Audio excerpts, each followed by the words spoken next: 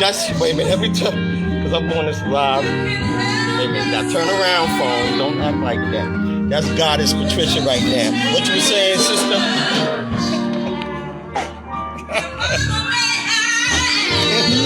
Because a little bit of this.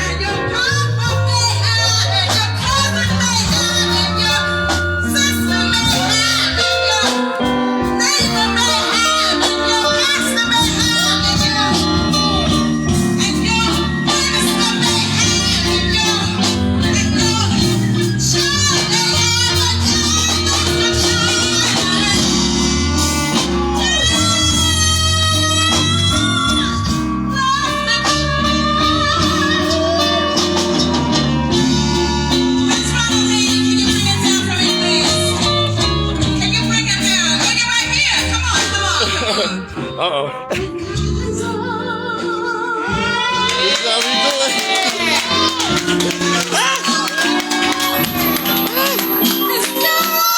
I gotta get this. Look how she's singing.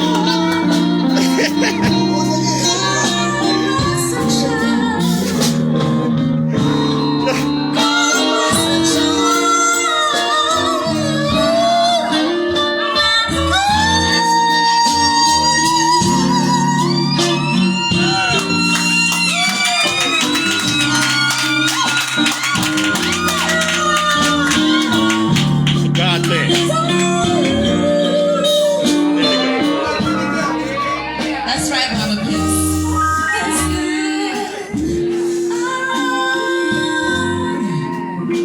See this N.A.M.A building? This is our own. Become a part of the legacy. We need you. We need to pull together.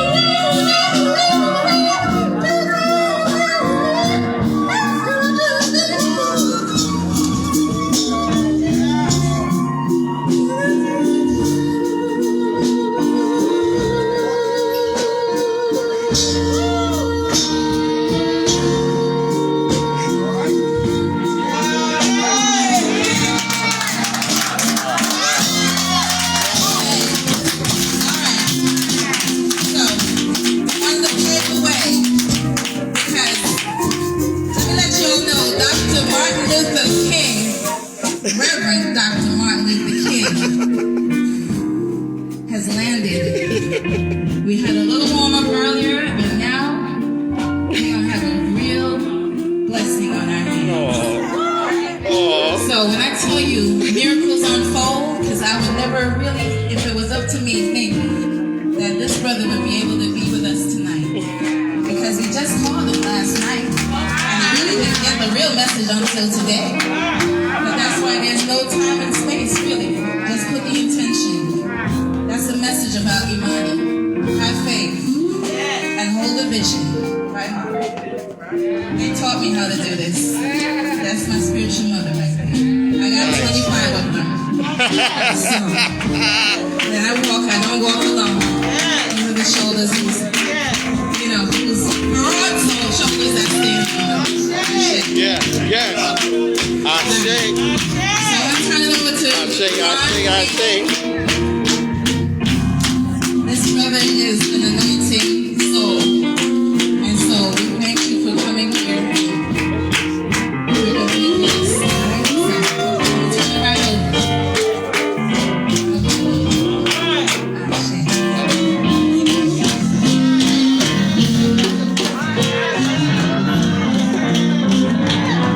I'm on fire. I really am. work around with this brother in more than 20 years. He was in the Jack and Wade Festival back in the day. God bless each and every one of you in this room. My name is Ronald Haynie. I came up in here like an elder millennial with no business cards because I knew every woman's going to have their Instagram ready. But you can follow me on IG if you're doing the Instagram thing. I'm Ronald Haynie on Instagram. I'm Ronald Haynie on Facebook. I might start tweeting again like your ex-president. Like 24 hours of that. But anyway, I'm here tonight as we celebrate the Reverend Dr. Martin Luther King. You know, we know what he stood for. He stood for world peace. And I hope you enjoy what I'm about to do. Right quick, if you heard this rumor that there's an Afro-American dude running around New York and other places doing the I Have a Dream speech in Spanish, yes, it's true. So here's a clip of that first, before I go into what won him the 1964 Nobel Peace Prize. Amen? All right. Wow, I like that. It's better with a mic. It's better with a mic. Bye-bye. You come up here. All right, so this is how the speech goes in Spanish. The music is sounding so good, I hate to ask the captain, because, you know, he no joke. I hate to bring it down a little bit, because I ain't Spanish. I just do the speech in Spanish. The entire, you can look me up on YouTube with it, okay? So, the name of the speech in Spanish is Yo Tengo un Sueño, and this is what it sounds like. Just a clip. For all you Spanish speakers in here, especially the darker skinned Hispanics who go through it, okay? And who always wanted to hear this. Yo estoy orgulloso de reunirme con ustedes hoy día en esta que será en la historia la más grande demostración para la libertad en la historia de nuestro país. Hace 100 años, un gran americano en cuya simbólica sombra estamos hoy parados, firmó la proclamación de la emancipación. Entonces les digo a ustedes, mis amigos, que aunque nosotros enfrentemos las dificultades de hoy y de mañana, aún yo tengo un sueño. Es un sueño profundamente arraigado en el sueño americano. Yo tengo un sueño que un día esta nación surgirá y vivirá verdaderamente de su credo. Nosotros mantenemos estos derechos patentes que todo hombre es criado igual. Y cuando esto pase, y cuando dejemos resonar la libertad, cuando la dejemos resonar de cada aldea y cada caserío, de cada estado y cada ciudad, podemos apurar el día en que todos los hijos de Dios, hombre negro y hombre blanco, judíos y cristianos, protestantes y católicos, podemos unir nuestras manos y cantar en las palabras del viejo espiritual negro, libre al fin, gracias a Dios Todopoderoso, somos libres al fin. That's just a clip of it. You can see me do that. And you know, keep your applause up because you're bringing N.A.M.A back. Okay, so I'm going to put the mic down for this next part because I won't need it. And I'm just asking for some assistance. I'm going to pass somebody my phone, and we're going to get into what won Reverend Dr. Martin Luther King Jr., the 1964 Nobel Peace Prize, which was delivered, you know, the speech was delivered on August 28th, 1963, during the iconic March on Washington. Okay. All righty then. Is there anyone, it'll make me feel so privileged. Would you be able to hold the phone? Look at this gorgeous That's right. Come on, girl, see about me. Come see about me. See about your baby. Here you go. Okay. You turn around. Okay. Right. Come on now. I am happy to join with. Before I even begin, remember this is just an interpretation, kind of sort of like how Jay Hudson did for Jennifer Holiday, you know, that kind of stuff. Remakes. This is an interpretation, but I'll do the best that I can. Take two.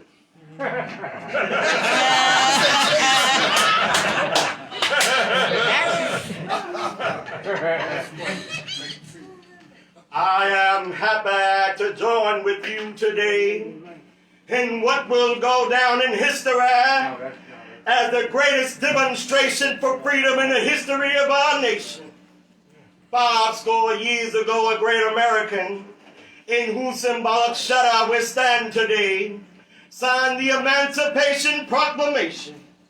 This momentous decree came as a great beacon light of hope to millions of Negro slaves who had been seared in the flames of withering injustice. It came as a joyous daybreak to end the long night of their captivity. But 100 years later, the Negro still is not free. 100 years later, the life of the Negro is still sadly crippled by the manacles of segregation and the chains of discrimination. 100 years later, the Negro lives on a lonely island of poverty in the midst of a vast ocean of material prosperity. 100 years later, the Negro still languishes in the corners of American society and finds himself in exile in his own land. So we have come here today to dramatize a shameful condition. In a sense, we have come to our nation's capital to cash a check. When the architects of our republic wrote the magnificent words of the Constitution and the Declaration of Independence, they were signing a promissory note to which every American was to fall heir. This note was a promise that all men, yes, black men as well as white men, would be guaranteed the unalienable rights to life, liberty, and the pursuit of happiness. It is obvious today that America has defaulted on this promissory note insofar as the citizens of color are concerned. Instead of honoring this sacred obligation, America has given the Negro people a bad check. A check that has come back marked insufficient funds. But we refuse to believe that the Bank of Justice is bankrupt. We refuse to believe that there are insufficient funds in the great vaults of opportunity of this nation. So we have come to cash this check. A check that will give us upon demand the riches of freedom and the security of justice. We have also come to this hallowed spot to remind America of the fierce urgency of now. This is no time to engage in the luxuries of cooling off or to take the tranquilizing drug of gradualism. Now is the time to make real the promises of democracy. Now is the time to rise out of the dark and desolate valley of segregation to the sunlit path of racial justice. Now is the time to lift our nation from the quicksands of racial injustice to the solid rock of brotherhood. Now is the time to make justice a reality for all of God's children. It would be fatal for the nation to overlook the urgency of the moment. This sweltering summer of the Negro's legitimate discontent will not pass until there's an invigorating autumn of freedom and equality. 1963 is not an end, but a beginning. Those who hope the Negro needed to blow off steam and will be content will be in for a rude awakening if this nation returns to business as usual. There will be neither rest nor tranquility in America unless the Negro is granted his citizenship rights. The whirlwinds of revolt will continue to shake the foundation of our nation until the bright day of justice emerges.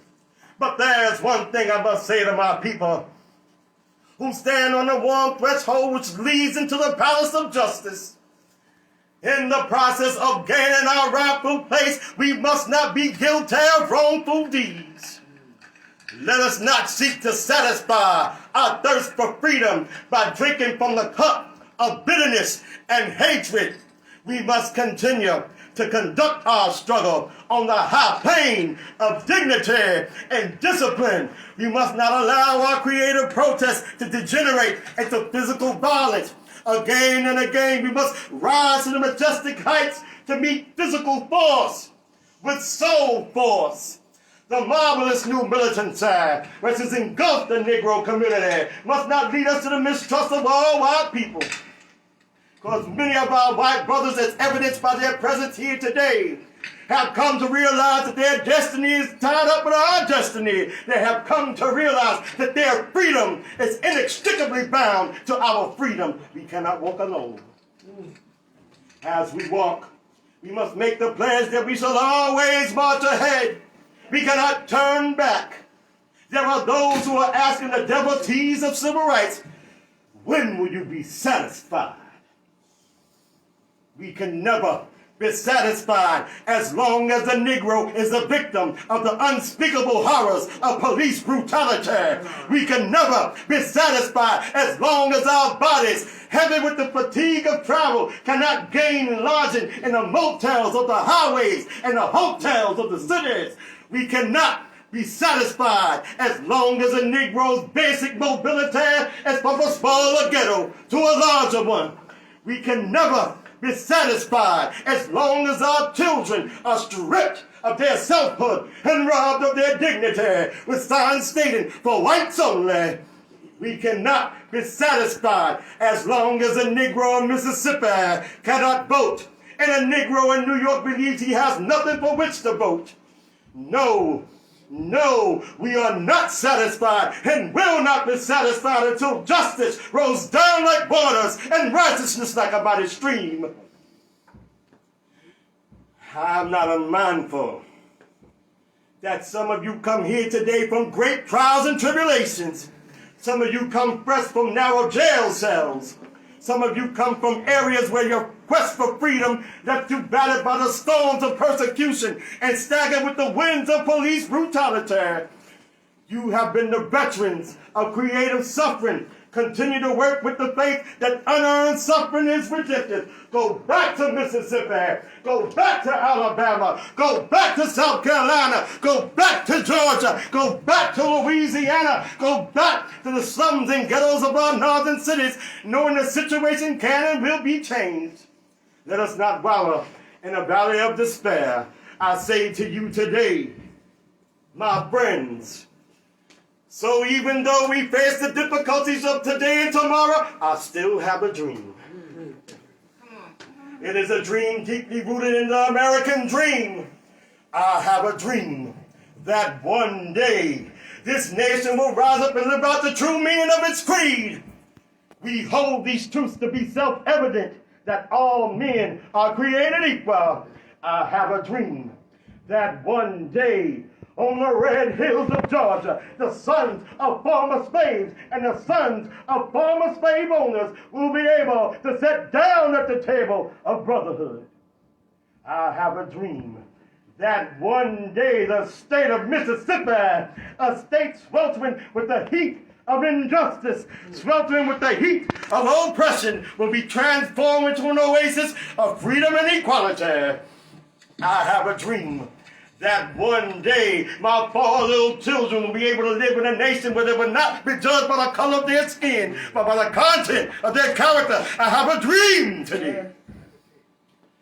I have a dream that one day down in Alabama, with its vicious racist, with its governor having his lips dripping with the words of interposition and nullification, right there down in Alabama, little black boys and black girls will be able to join hands with little white boys and white girls as sisters and brothers. I have a dream today. I have a dream that one day every valley shall be exalted, every hill and every mountain shall be made low. The rough places will be made plain, and the crooked places will be made straight. And the glory of the Lord shall be revealed, and all flesh shall see it together. This is our hope. This is the faith I go back to the South with. With this faith, we will be able to hew out of the mountain of despair a stone of hope. With this faith, we will be able to transform the jangling discords of our nation into a beautiful symphony of brotherhood. With this faith, we will be able to work together, to pray together, to struggle together, to go to jail together, to stand up for freedom together, knowing that we will be free one day. This will be the day when all God's children will be able to sing with a new meaning. My country, 'tis of thee, sweet land of liberty, of thee I sing. Land where my fathers died, land of the pilgrim's pride, from every mountainside, let freedom ring. And if America is to be a great nation, this must become true. So let freedom ring from the prodigious hilltops of New Hampshire. So let freedom ring from the mighty mountains of New York. So let freedom ring from the heightened Alleghenies of Pennsylvania. So let freedom ring from the snow-capped Rockies of Colorado. So let freedom ring from the curvaceous slopes of California. But not only that, let freedom ring from Stone Mountain of Georgia. So let freedom ring from Lookout Mountain of Tennessee. So let freedom ring from every hill and molehill of Mississippi. From every mountainside, let freedom ring. And if this happens, when we allow freedom to ring, when we let it ring from every village and every hamlet and every state and every city, this will speed up that day when all God's children, black men and white men, Jews and Gentiles, Protestants and Catholics, will be able to join hands and sing the words of the old Negro spiritual. Free at last, free at last. Thank God Almighty, we're free at last.